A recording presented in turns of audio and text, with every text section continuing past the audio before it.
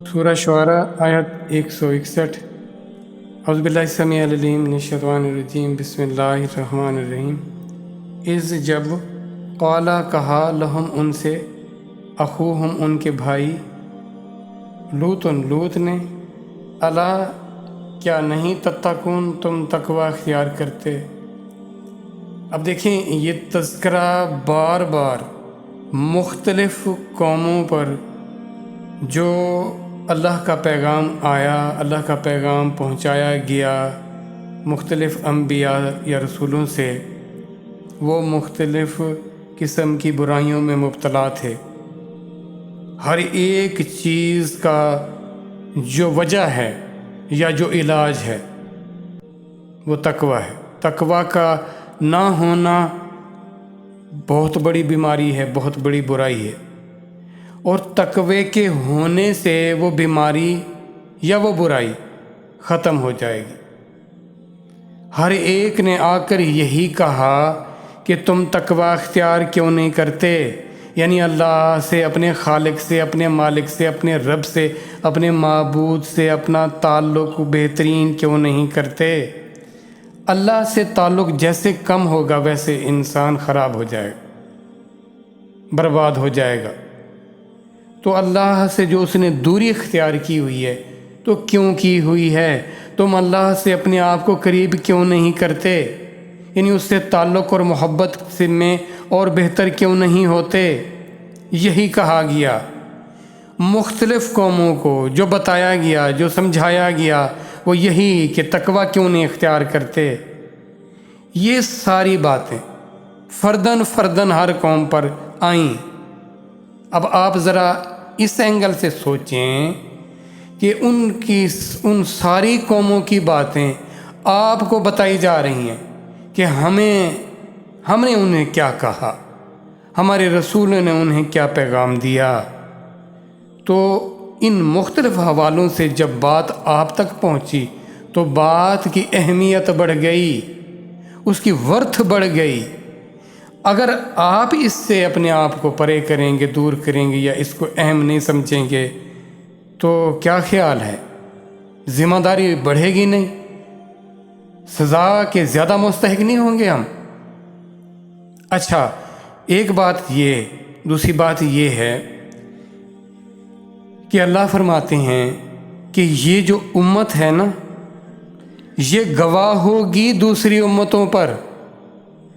اب یہ کتنا اعزاز اور تکریم کی بات کہ آپ کو بطور گواہ پیش کیا جائے۔ یاد رکھیے گا، جس کو بطور گواہ پیش کیا جاتا ہے اس کو دیکھا جاتا ہے کہ وہ ہر لحاظ سے معتبر ہو، سچا ہو، صاحب عقل ہو۔ یہ نہ ہو کہ اس کا دماغ ہی جاتا رہا ہو، وہ سٹھیایا گیا ہو، وہ احمق ہو، وہ بے وقوف ہو، اس کو کسی چیز کا خبر ہی نہ ہو، بے ہوش ہو۔ باخبر، باہوش و حواس اور صاحب عقل اور صاحب عزت اور اکرام والے لوگوں کو گواہ کے طور پر پیش کیا جاتا ہے تاکہ ان کی گواہی معتبر ٹھہرے۔ اب وہ کہیں گے کہ تم ہمارے گواہ کیسے ہو گئے؟ یہ سوال ہو سکتا ہے نا، جبکہ تم تو موجود ہی نہیں تھے، تو پھر یہ تمہاری گواہی کہاں سے ہو گئی؟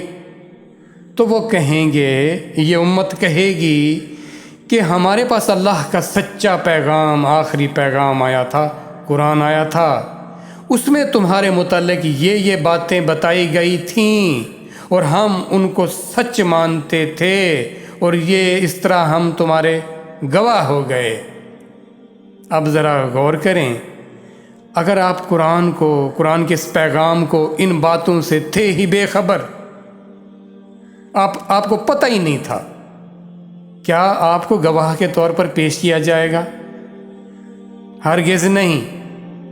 اب جو قرآن کو بغیر سمجھ کے پڑھتے ہیں، کیا خیال ہے آپ کا ان کے بارے میں؟ تو خدا را اس بات کو سمجھیں، ایک بات کا بار بار نصیحت کی جا رہی ہے، نصیحت، اور ہم سمجھنا ہی گوارا نہ کریں۔ یہ کیا ہے؟ یہ کہاں سے جائز ہو گیا کہ آپ قرآن کو بغیر سمجھ کے پڑھیں؟ حیرت کی بات، اللہ کی دی ہوئی خبر اللہ کا دیا ہوا پیغام، اللہ کی دی ہوئی نصیحت، اللہ کے بتائے ہوئے قانون اور قاعدے، اللہ کے بتائے ہوئے واقعات بس یوں ہی ہیں۔ یہ کیسے ممکن ہے کہ آپ کسی پیغام کو نہ سمجھیں اور دعویٰ کریں کہ جی میں اس کو مانتا ہوں، میں اس پر ایمان لایا؟ جھوٹا ہے دعویٰ، سرے سے جھوٹا ہے دعویٰ۔ آپ بے خبر ہو اور کہو کہ میں خبردار ہوں، میں باخبر ہوں، تو تقوی کی خبر دی جا رہی ہے، تقوی کی نصیحت کی جا رہی ہے۔ کیوں نہیں کرتے تم تقوی اختیار؟ تمہیں کیا ہو گیا ہے؟ اپنے خالق اور مالک سے بے وفا، اس سے دوری، اس کی نافرمانی، تمہیں ہو کیا گیا ہے؟ اس سے کوئی بڑا نعوذ باللہ مل گیا تمہیں؟ کیا یہ ان سوالوں کا کوئی جواب ہے؟ کیوں نہیں کرتے تقوی اختیار تم؟ آج ہمارے جتنے مسائل ہیں وہ سارے کے سارے تقوی کے نہ ہونے کی وجہ سے، قرآن سے دوری کی وجہ سے،